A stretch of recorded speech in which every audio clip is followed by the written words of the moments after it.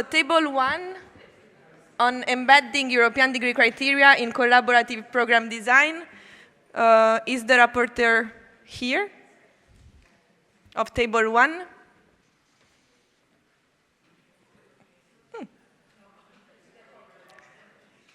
Wonderful beginning. Okay, table 2, aligning quality assurance practices across alliances for the European degree label. Rapporteur table 2. Okay, applause for the rapporteur who volunteered.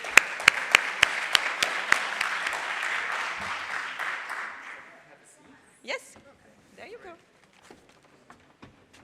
Around 8 minutes. 8? Yeah. Oh, that's I think that's enough. So, hello everyone.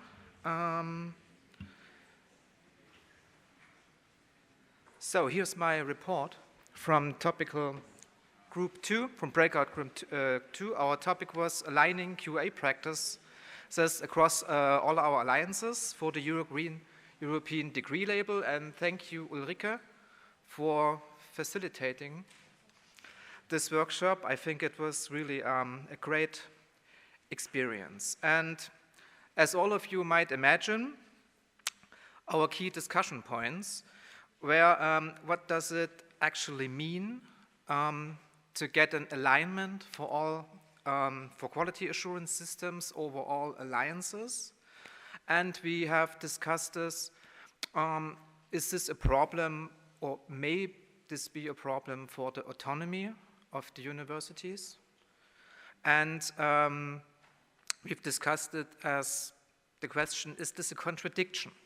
So if we want to have an alignment of quality assurance systems, is this maybe problematic for the autonomy of the universities? And no, not necessarily, but I will come to this when it comes to the key conclusions. So we have discussed what is necessary, what is not necessary.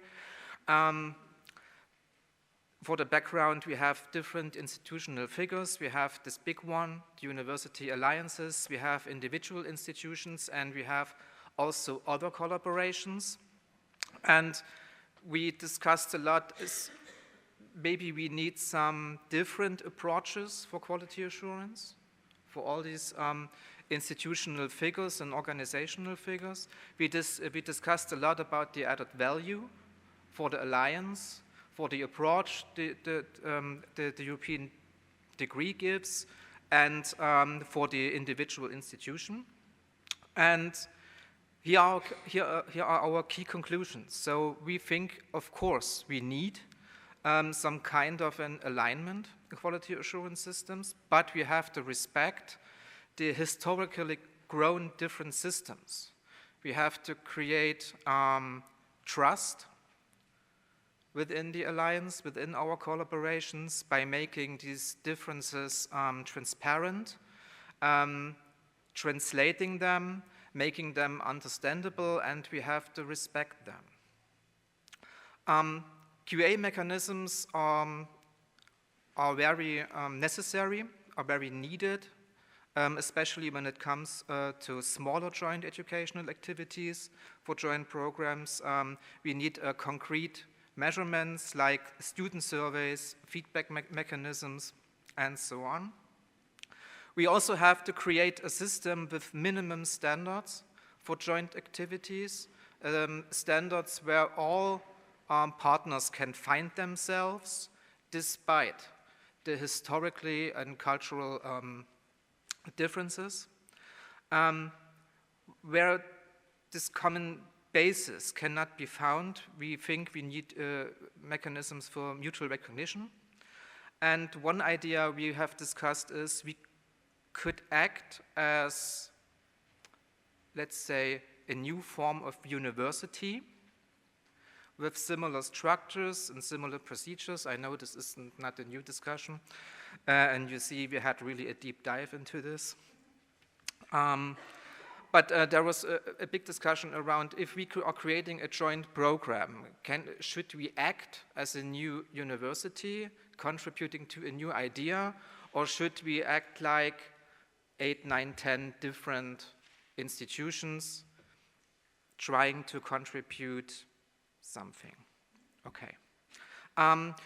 We think we should create committees and working groups to work on possible joint QA mechanisms. And there was an idea, maybe a joint, or let's say a QA assurance framework for a joint QA assurance framework for, excuse me, I'm not prepared for this. So I had no time to, yeah. We had the idea that we need, a possible way could be a joint QA assurance framework for alliances and for the higher education in general. And we have some recommendations for next actions, next steps, or next initiatives. A joint template for QA would be one. A platform for the exchange of best practices could be another one. And we need, in general, some format to exchange experiences, like this one here today. I think it's really, really a great initiative and a great chance to get involved to each other. And another one was a QA repository on the alliance level. So, I don't know. That's it. What did? Can you present yourself? Oh, I'm sorry, yes. Yeah. Thomas Barani, I'm coming from Germany, from the University of Applied Science in Mittweida, and I'm representing Eureka Pro, the Eureka Pro Alliance, and I'm responsible for the education part at my university, and also for the QA in the Alliance. So, thank you very much. If you have any questions, don't hesitate to ask me.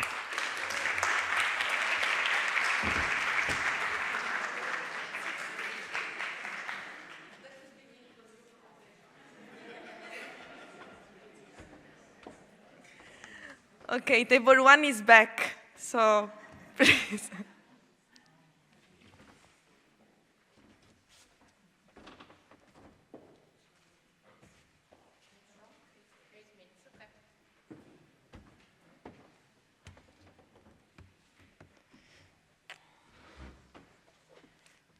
So, hi everybody. In 8 minutes, not preparing, in this scary room, I'm going to try to do this. So we were discussing how could we imbibe the European criteria in the program design. And we had some big issues in the meeting that were discussed. I think that we talked a lot about the flexibility of the funding of Erasmus Plus funding and how to promote the mobility with the European degree label. We discussed a lot about how could we put our students making this mobility with additional funding, because we need more than just merit scholarships or something like this to promote the mobility of students. We want students, but not only the merit students, other students with other questions of inclusiveness, of multiculturalism that we need to include and that are not in the funding requirements, okay? We talked a little bit about Frankenstein programs, the existing programs that we have and that are not suitable for the European degree label. So we have them, we want to use them, we think that this can be important for our universities, but they not fulfill all the criteria. And it happens also with double degrees. We have existing double degrees that probably could be adapted, but we don't have all the tools to do it. We talked a lot about what is jointness, what we need to have this criteria of jointness, because it's not just a program design, it has other issues to be discussed about our internal services, academic services, for instance. We talked about these kinds of problems, or they are not problems, they are existing issues that we have to work and collaborate. let me check my notes. And we talked also about flexibility. How can we be flexible despite all the bindings and all the frameworks that we have to allow all this to happen, okay? We came to some conclusions that we need to simplify, and we need to have simplified criteria, but still with a lots of mean and a lots of meaningfulness. We talked about also about the need to maintain a relationship with the markets, with the companies, with our alumni, because we need them to promote programs, and perhaps with all the criteria that we need to fulfill, we don't have enough space, enough room for the markets. We talked about a need to have to create moments to change and to adapt everything that we have to our alliances and to the need of the European label criteria. We talked a lot of the costs of these ambitious programs and what we need to effort to maintain them operating, and if they are going to have the sufficient number of students to be open and to function despite fulfilling all these criteria. We've talked a lot about the need of multi-stakeholder funding, additionally to the Erasmus funding or to other funding, to have sponsors, to have companies giving some support to the mobilities. And we talked inclusively a lot about the jointness and the need of continuous improvement. To need to maintain this jointness, we have to work a lot to do it. So we came to some recommendations. There is a need to make some alignment in operational definitions used by the national agencies, and that probably we needed the help of ECAR and ENCA to create some meaningful criteria or practice or definitions to keep them keeping an eye on the national agencies with concrete examples of practices. We pointed out also that we need the criteria a little more flexible, but still with a lot of mean and quality to be upcome, and that we need the support and to maintain the funding of the alliances to support the mobility of the students. Please, colleagues, help me if I forgot something. Anybody in the room? I would like to thank to Jonathan for all the support in the meeting. And my name is Paula Fonseca. I come from Portugal for Challenge EU Alliance, and I'm from Universidade Europeia in Portugal.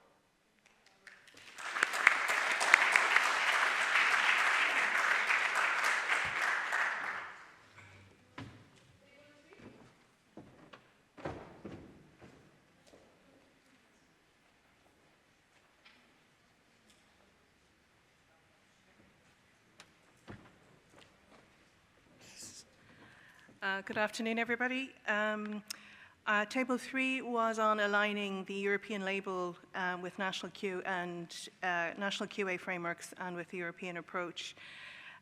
We had some lively discussion and general view that the existing QA frameworks could very well be aligned with the European label. In many cases, I suppose some recommendations that we came up with in terms of good practice, many of which would have been reflected in some of the discussions this morning, was around the need to map our existing criteria with those criteria of the European label, first and foremost, but also then to use existing frameworks and the funding and the frameworks that flow with Erasmus Mundus are possibly pushing us in many ways towards the requirements of the European label.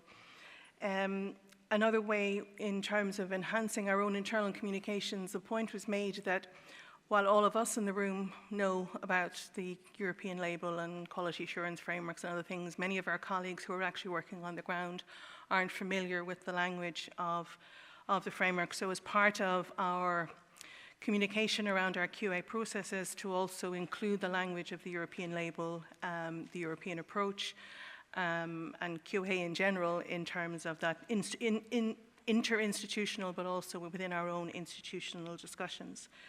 And we need to maintain processes. Many of us experience where different groups within our own institutions are running separate joint programs, but do we actually talk to each other and share practice within our institutions, not to mind across our alliances and consortia? We need to learn from our mistakes. I suppose all of us started off from somewhere, and as each of these arrangements have been developed and developing, we need to learn from what worked well, what didn't work well, being practical when it comes to choosing partners, particularly for joint programs, because again, knowing what partners you can work with and who is allowed to do what, again, echoing some of the conversations we had this morning. And just very generally to include the criteria into our own accreditation and approval checklists. So in terms of aligning the European label with existing processes, these are sort of very practical institutional things we can do. And there was a general view that this is all very straightforward and very simple for new programs and new initiatives, but what about the existing programs? So again, we have, I suppose, some concerns. We can't wait 6 years for those programs to be reaccredited under a new label. So there, again, as we discussed this morning, there needs to be some form of interim top-up accreditation, for want of a better word. But then what happens to those partners who can't comply?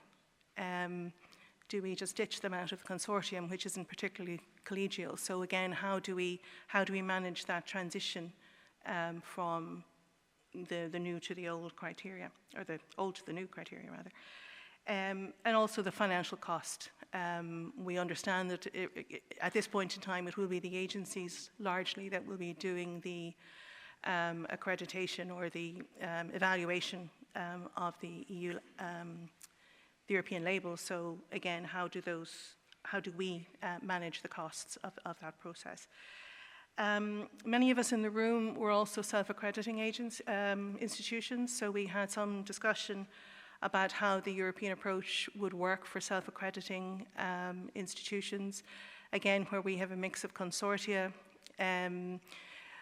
do we confine our arrangements to just a group of self-accrediting institutions? Therefore, they potentially could use their own version of the European approach, or to use the European approach as guidance and to award the European label in their own right. However, if we do have a mix of institutions within our consortia, obviously we will have to go to the European approach and to the agency awarding of the European label. So the other concern I suppose we had was about the capacity of the quality assurance agencies within the system to manage a potential tsunami of applications for approving either programs for the joint approach, but also for the European label. So again, our QA agencies set up, resourced, and willing to manage the potential workload that we might push through them. We do see the label as being a driver to force some of the legislative change that we know is required. I think it might have been Laura this morning mentioned FOMO, the fear of missing out. So by not having the label, with our, again, mindsets of our own institutions, but also of our agencies and legislative bodies to help us implement the label, and to have a push that those change for the legislative frameworks at national levels.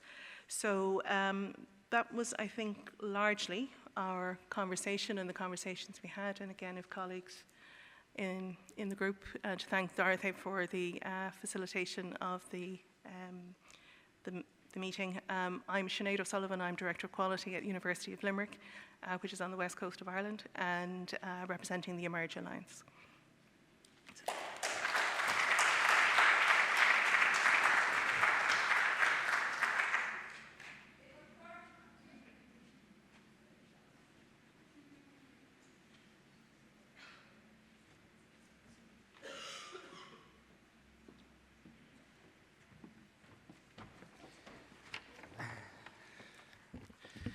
Hi, good afternoon. Good afternoon. I'm David Ruth from the University of Córdoba, representing the Alliance Invest. I am Paul Boada from the Alliance Open EU from the Open University of Catalonia. Okay, as you can see, we are two for the price of one. Okay, so let's see if with two we make one at least. So. Okay, so we brought we brought a bit of our notes. Yes. Okay, this is our guidelines. Old school, you know, old school. Okay, so we had like 4 items we were discussing. We have to thank Romita for the great facilitation of the conversation. It was really interesting and really time flew, really, and we had a really good conversation. And the first thing was structure, governance of the joint responsibilities in these joint programs. And the first thing, and then Paul, you can just say whatever you think is important, that there, when we talk about joint program, every alliance, every university, or every consortium, we seem to be talking about, when we talk about governance, about different things, because some people talk about global committee, other educational unit, academic board, executive committee. So it's a bit confusing sometimes when you try to understand what others did, okay? Sometimes it's the same roles with different names, okay? But apparently, some alliances with some experience in this, what they said is having a clear governance structure from the very beginning is something that leads you to success. If you have this not under control or not very well designed, it's something that will provoke some people doing double work, overlapping of situations, and then problems when implementation comes. Yes, I think the clearest point that we got from this thematic part of our conversation is that there is no unique solution about that, and each alliance can find their own structure because each of us are very diverse and unique. But what is more important, and actually it is one of the key words that appeared during our conversation, is to share. To share between us our structures in order to get ideas and gain a new perspective of how we can do things better and different, of course, depending on what we need. Yeah, if we have understood, just throw down. If we have understood something today, perhaps, or well, if we have understood that something is really important today, is the agreement, the consortium agreement for these joint programs, okay? So that's something that we mentioned a lot in the four questions that we debated. And this governance structure in that document, which is central and fundamental for everything we do, must be clearly stated from the very beginning. And not only having into account the academic staff, but also the administration. All the different roles that will play a part should be, first, invited to participate in the conversation from the very beginning, but then engage them in the decision-making process that will start when implementation starts. Yes, and this brings us to the second part, the mechanism for coordination, because these complex structures require good coordination, and each case has its own way of doing, but I think we differentiated the young alliances and the senior alliances in how they manage this coordination, because we are in different phases, of course. And some success cases have suggested that it's nice to have a link, a liaison, a person that can bring together the academic side and the administration side.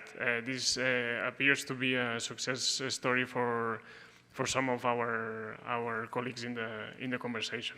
They also, because we tend, when we start thinking about joint degrees, the first thing we think is academics, of course. And we set up for that kind of job straight away, curriculum, study units, everything. But then somebody in our group mentioned that the very first meeting was with the administrative staff, that in reality are the tools we all need when things really happen. They are not on a paper and they become a reality. So they started from there, and apparently it was a very good solution that we thought we should mention. Should we change? Okay, more. Almost finished. Transparency and accountability.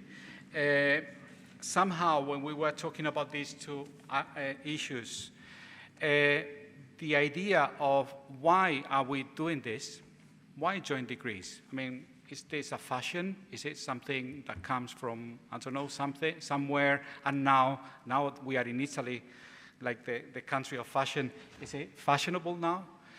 And we were discussing why all alliances, or many alliances and many universities have focus on joint programs.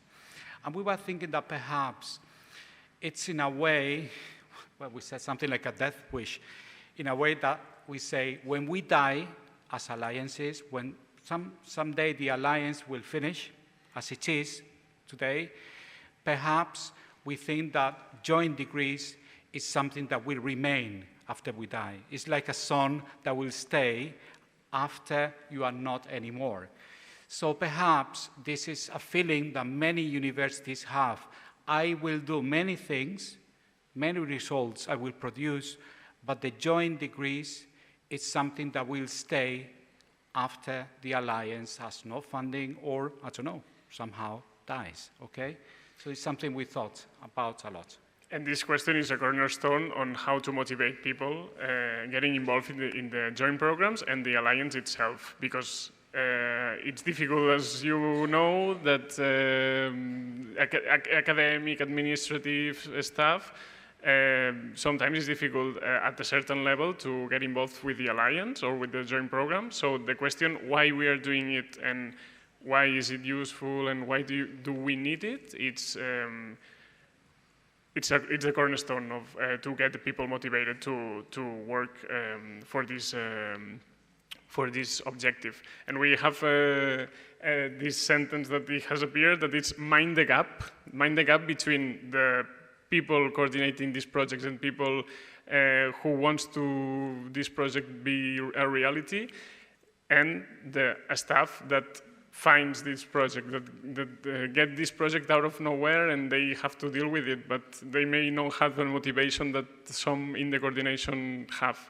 So it's the cornerstone, why we are doing it, to motivate people. Yeah. And finally... yeah, also we thought that there is a concept that we have to keep in mind all the time, is that getting to finally achieve that moment in which you say, I have a joint degree in my alliance, is not the end, it's the beginning of the journey. And we should always have in mind that the impact of that action is the thing that should move us. Is it really useful for our university? Of course, it must be useful.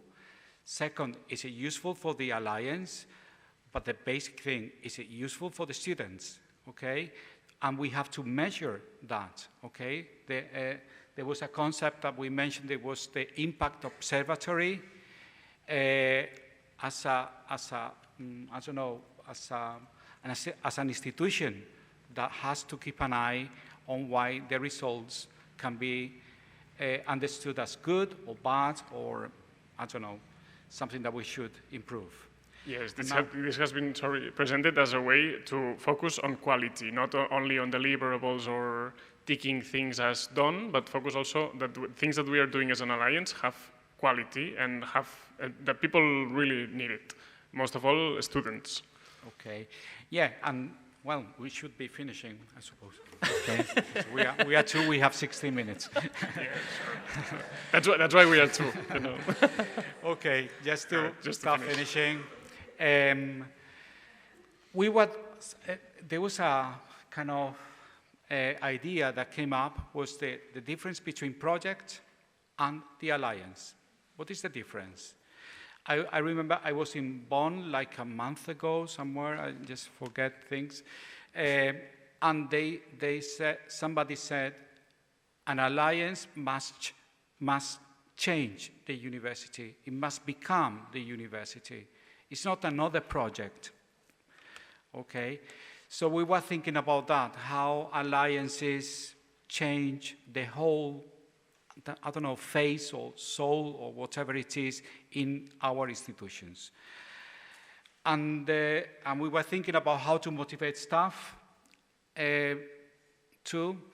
And I don't know how. I thought it was quite new, the idea that it was introducing the concept of research for academics, like saying when you participate, you could have an opportunity to improve your career through research.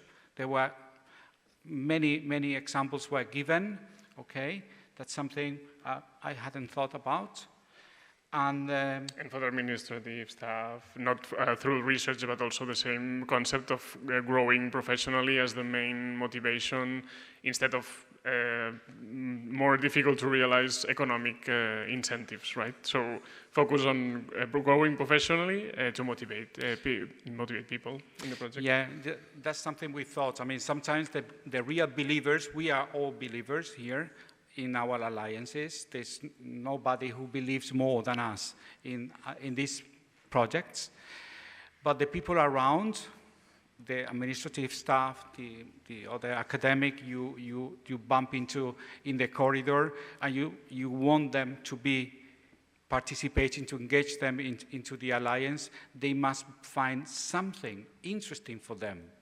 It's like when you sell something to somebody, you must know why they could be interested in your thing.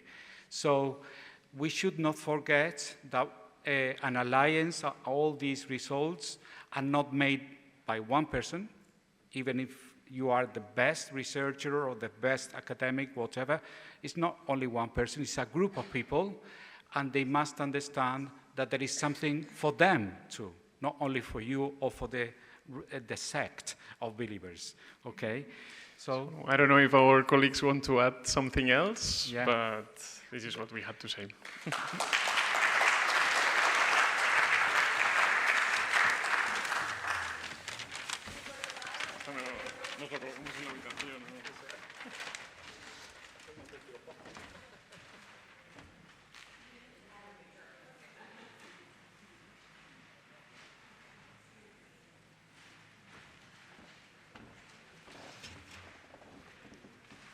Yes, hi, I'm Lisa. I'm from the Ingenium Alliance, and I'm based in Karlsruhe at the University of Applied Sciences. We were group number 5, enabling existing joint programs to qualify for the European degree label. We found ourselves a little bit also what the colleagues of group 3 had mentioned. That's where we also circled around.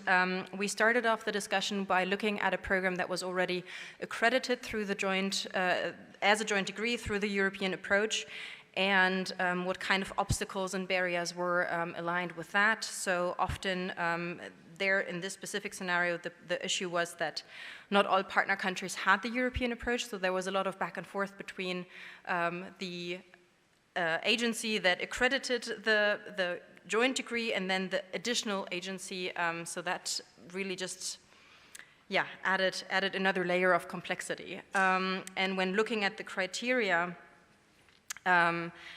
it was also this program was also not sure whether it would meet them in fully when it comes to inclusiveness and student involvement. As we heard this morning, it is a lot about interpretation and seeing how deeply all of those criteria can be embedded in those programs. An aspect that also came up when transforming existing joint programs towards the European degree label or applying for them at a later stage was the topic of funding.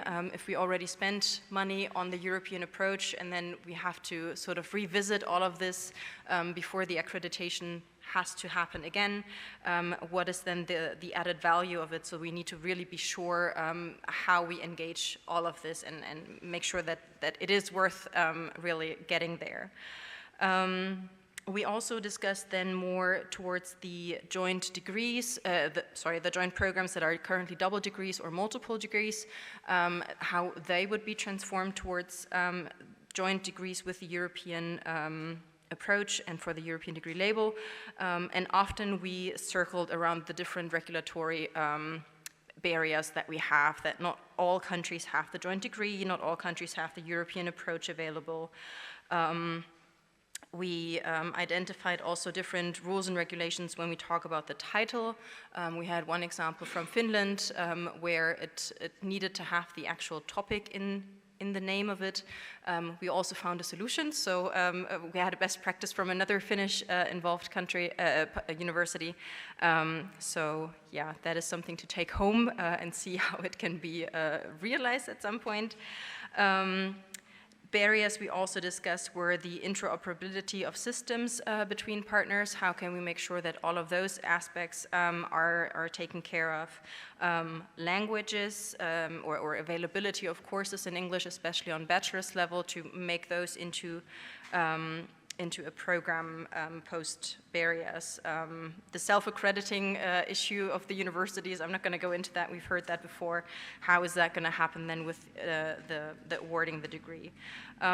We didn't tackle so many steps towards how we would actually enable those joint programs into the awarding of the European degree, but what was clear to us was that there's big hope for the guidelines. So if we do have those guidelines available, that we have the opportunity to review our existing joint programs and see how we can adjust them, possibly through the consortiums agreement, or also possibly reinforce the different criteria. Because as we will probably see with all of the different programs awarding the European degree label, some criteria might be stronger than others represented, and so we may all have some sort of leverage on how to increase a certain criteria more to meet the requirements and to be fully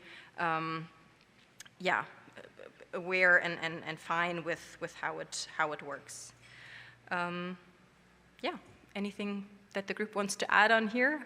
It was a bit faster than the others, but all good? Wonderful. Thank you.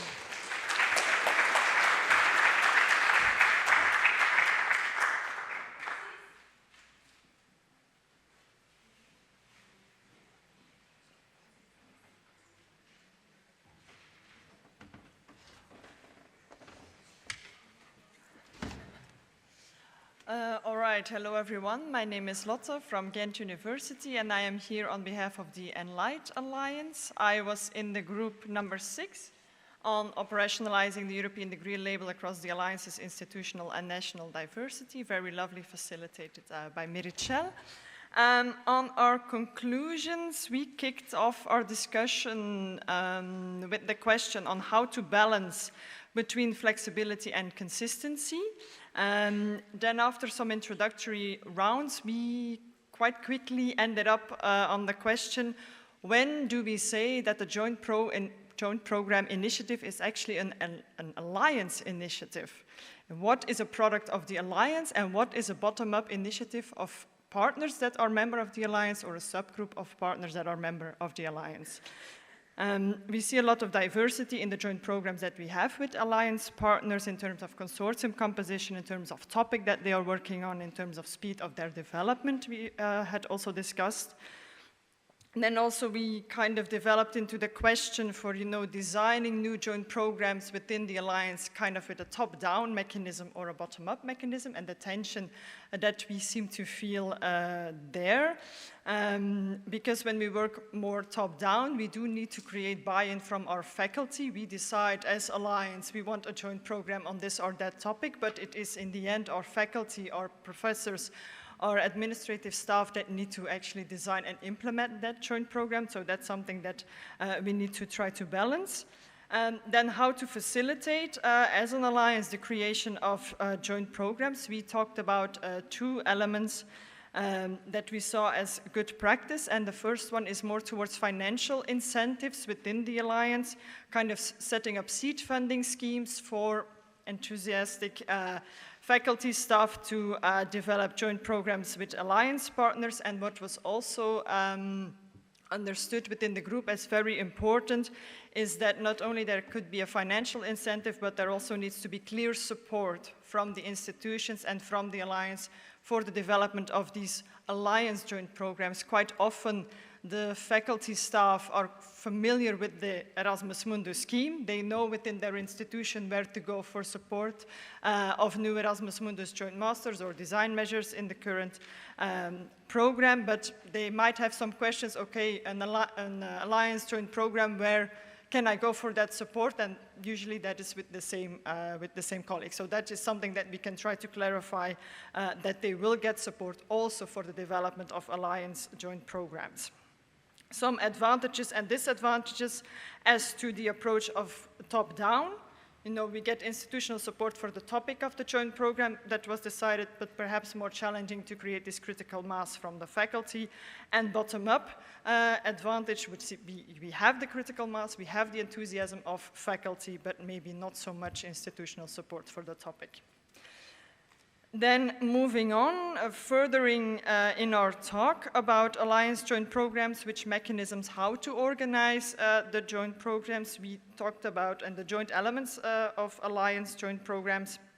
We had 2 examples, one related to quality assurance, one related to student support, and the very different centralized and decentralized ways that we can organize or that the consortium can organize themselves for these joint programs. So for example, in terms of quality assurance, it can be the decision of the consortium and the alliance that there should be a central quality system at the level of the consortium, newly designed, because the decision is that the local tools that the institutions have available maybe not be fit for purpose for that specific joint program and what they want to measure for quality assurance. Or we can rely on partner systems or one mandated partner where we say, okay, your quality assurance mechanisms seem to work well, we trust that, and we bring that into the consortium, or a combination of both, which is what I think in practice we usually see, which is a kind of pragmatic approach, but perhaps not the easiest to develop. In terms of student support, for example, we could, the joint program could go for a jointly designed mechanism for student support, and that is then transposed in the same manner to the different partners at local level, or there could be an agreement among the consortium to really fall back on the monitoring mechanisms that each of the institutions already have at local level. So for the different mechanisms that we have to develop within the joint program, kind of centralized, decentralized approach, or somewhere in between, or somewhere on that continuum. I think it was our agreement within the group that we do not want to impose one model within an alliance for all the joint programs. And then I come back to what Laura mentioned earlier today, tailored to the nature and so on and so forth. The diversity of the joint programs is something that we want to keep into account. Coming back to the question, what is a product of the alliance? What is an alliance joint program, and what is a bottom-up initiative? Some guidelines, some principles are developed in alliances to say, okay, this is what applies to an alliance joint program. For example, educational principles, inclusion needs to be included in the joint program design, and so on. So that could be something to be considered. Then to close, we had a very interesting discussion on the journey towards developing new joint programs within the alliance, and also the cultural journey that we have to go through, getting to know each other's cultures academically and so on. And a very good practice that I think we identified within the group was the organization of staff weeks within the Alliance, for the Alliance, the different partners, both for the administrative staff as well as for the academic staff. So in the sense for joint programs as a broader topic, not for individual joint programs, but for example, for administrative staff, thematic staff weeks on jointness, then on the European approach and so on, and for the academics, a staff week on innovative pedagogies could be considered. Then to conclude, this very much relates to what the colleagues of Group 4 mentioned, but we also stumbled upon the very clear need for clarity in mutual expectations, role clarity, clarity of the responsibilities, which facilitates, transparency and trust, which are some words that have been mentioned quite some time or quite often already today. And then also falling back on this consortium agreement, which is a very powerful tool to facilitate all of the elements that are quite crucial in that regard. And that's it from our side, I think. Thank you.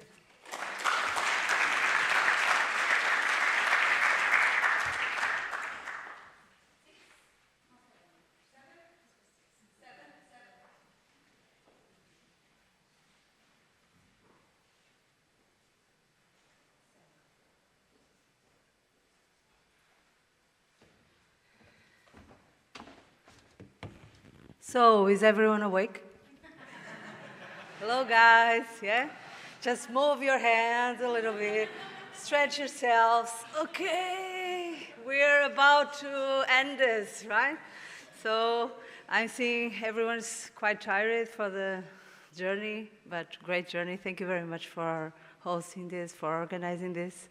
In the name of the Sunrise Alliance, thank you very much.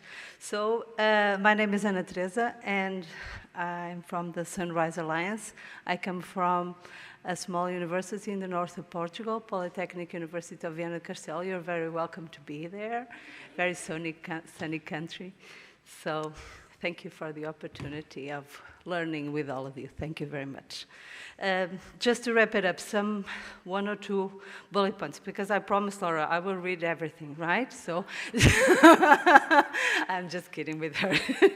Well, our main mission is to discuss about the strengthening cross-alliance dialogue on European degree implementation. So dialogues, it's about creating synergies and connections. What we discuss, a very interesting and forward discussion, is about to enhance discussion among alliances and external partners, bringing the whole universities are, of course, integrated in a way or other in alliances at this moment. So to create a process-based approach to communicate with national agencies, some process that can really guide the process through and really can connect, not thinking only on the content or on the final results, but guiding through the process with criteria of quality that can enhance the process, as some of you have mentioned through all today, trust and transparency.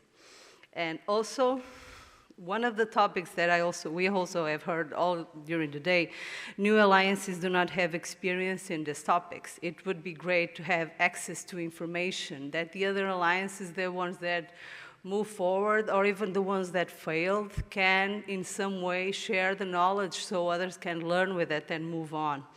How to make sure that our work and the work from the FOREU4ALL is considered relevant and become experts in the alliances towards external stakeholders that are key in this crucial point.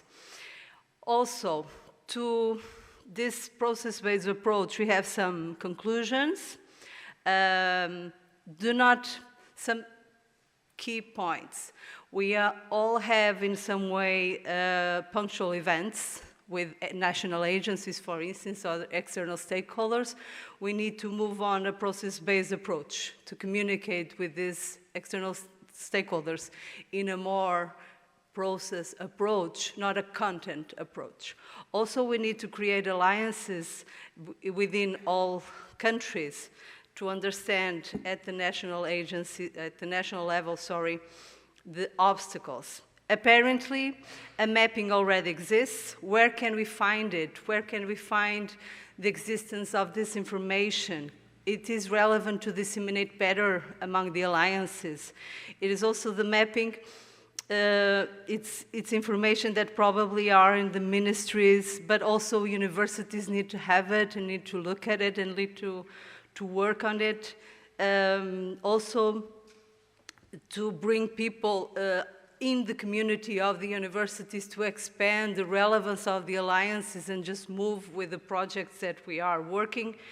It is important to invite external stakeholders at the national level to talk to groups and organize several organized ideas. Also, a very interesting idea is about trainings, because FOREU4ALL told us that there are trainings that will already develop by alliances in the national level, on the European degree level, joint programs, and alliances are offering already this training, so possibly it can be open to another alliances and create a strategy of dissemination between alliances with one or two stakeholders, between all the alliances that can act as actors internally, disseminating their knowledge. Also to use interactive tools, digital education and innovation for education that can really foster and enhance training in other ways towards different public, because teachers and researchers and academics and agencies, they also need to learn differently, and we don't want to learn as the way we learned 20 years ago, right? So we need to foster some resources so it can be more appealing and innovating to learn a new way to engage in dialogue. So to have resources like wikis and topics, digital topics, to be more access and more quick to access information, and all the information, and this was very hot topic in our table, how to get access to failure when, for instance, when we fail, it's like in the academia, publish or perish, right? If we fail, we no longer exist. So if you have an alliance that failed, probably they will not be funded. But if they will not be funded, we will not learn from their failure. So it's like an interesting circle to discuss about and to understand how we can leverage some failures, I don't know, just ideas to everyone think about it. To wrap it up, given access to more people than the groups involved, this is very important, because sometimes to keep information inside groups, it's not a very good practice. We should try to disseminate our results better through FOREU4ALL, for instance, and this can also reach beyond alliances. Communicate also continues to be very relevant to engage and create simplified and important to gather again. And we have a call from FOREU4ALL, right? Who wants to host the next event? Hands up, people. Hands up. So we are looking for hosts. FOREU4ALL will be happy to continue to have in-person regular meetings. They are relevant, they're important. But for that, we need institutions to welcome these people and these organizations. And also to wrap it up, transparency, while being competitive, is a very important phrase at this moment, because we continue to see the higher education as a very competitive environment, and we should look for more cooperative environments, because if we don't cooperate, we will not be able to trust, to jump, to have a leap of faith that really begins to work with each other. So how to share this sensitive knowledge is about people, and the experience of the European degree group, which shares challenge freely in the optic of being an advocacy advocator. The more we are, the better. It comes with legitimacy to the work that we are doing. And share solutions to everyone, so everyone can have solutions to problems. So thank you.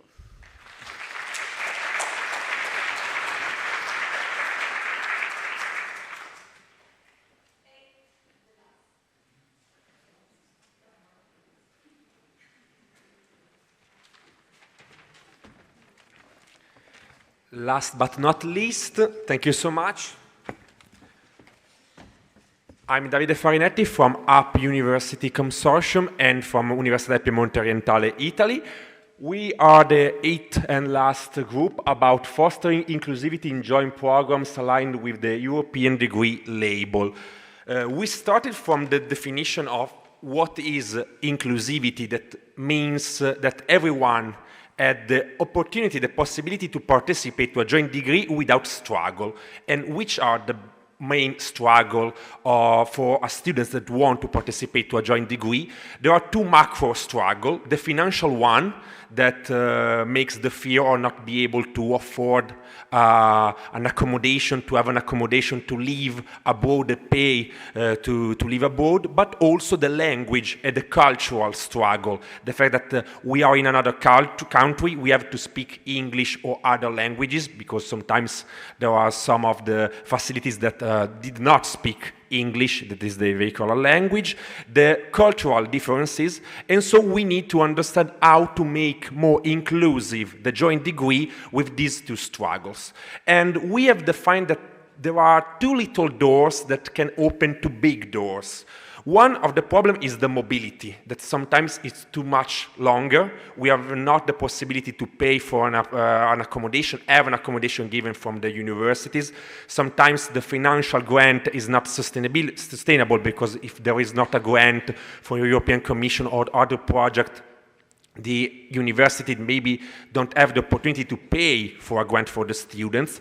And so one of the ideas could be to have in the joint degree and the European label a first period of the course that is an online European course, in which I am able to understand the culture of the university that in which I can do a double degree or joint degree, doing online blended activities, and a short mobility in which I can be able as a student to be more confident and comfortable in having a new course of 6 months abroad. If we are able to manage a little part that is online and it is with a little part on presence of few days, maybe students are able to better understand how is living in another country, and they have the confidence to say, okay, I'm going to do that.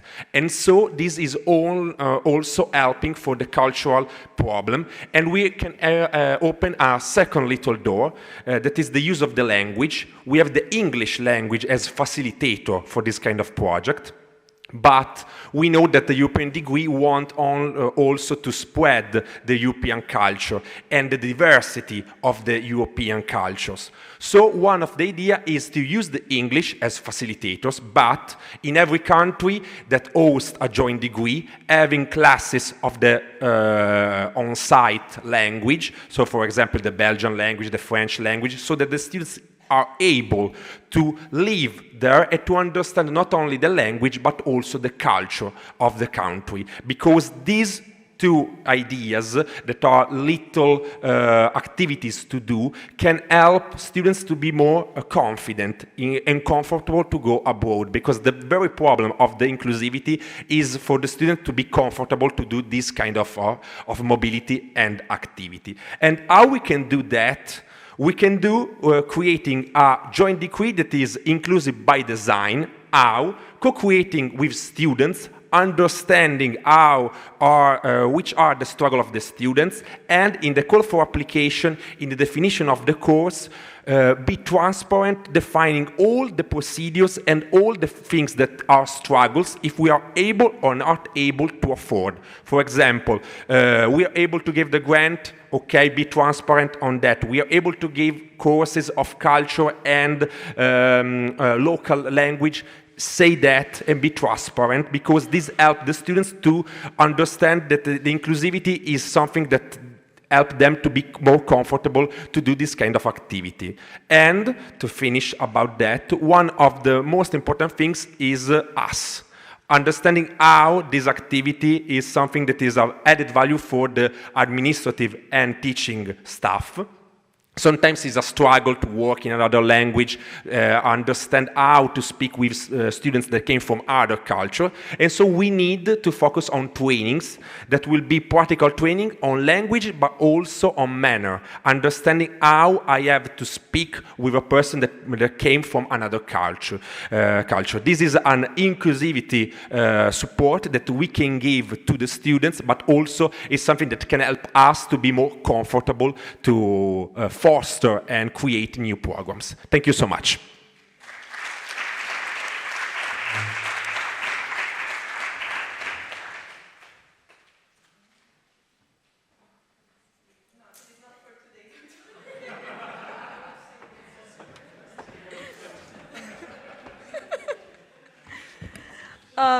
Can I ask Mara and Romita to come on stage as well? So this morning we asked you to participate in a workshop and to work and not to participate in a conference in a passive way. And I guess it worked. Thanks a lot for your contributions, for your active engagement in a Q&A. Thanks for being the rapporteurs. We didn't have any speakers or person from the organizational committee, so thanks a lot first to you for the active engagement.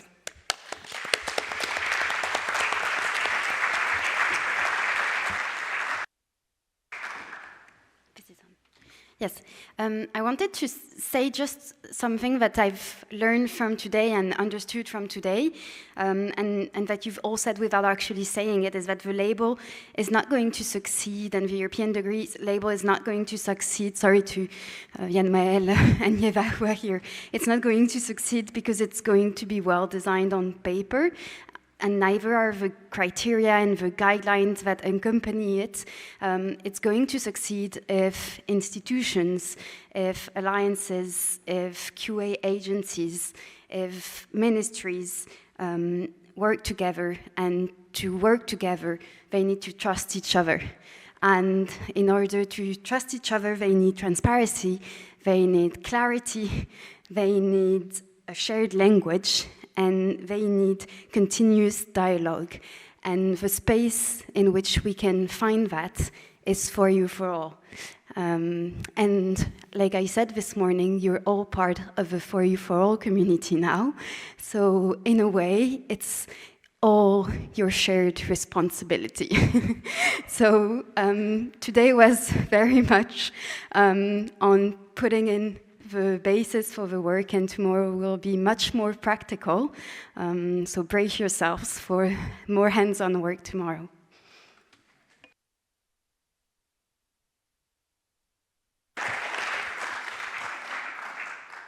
Just a very short remark, because I was opening today by referring to a witnessing process from the Bologna. With Yann-Maël together, we were reflecting on the Bologna process. But today, a very interesting experience as a moderator of our workshop was very interesting to look to one conclusion for the European degree. It's the most important way to facilitate transition from a project to an alliance.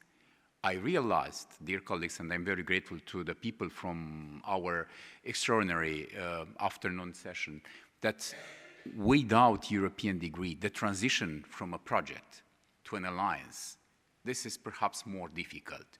And I think, and I would like very much to motivate all the people. Motivation is an important word to stimulate reflection and people to be engaged, to be committed deeply for the European degrees as joint programs, because it's facilitating transition from a project, from deliberables, to what are going to do in the near future to become an alliance, independent, autonomous, and looking to the global competition at the global level. Thank you so much.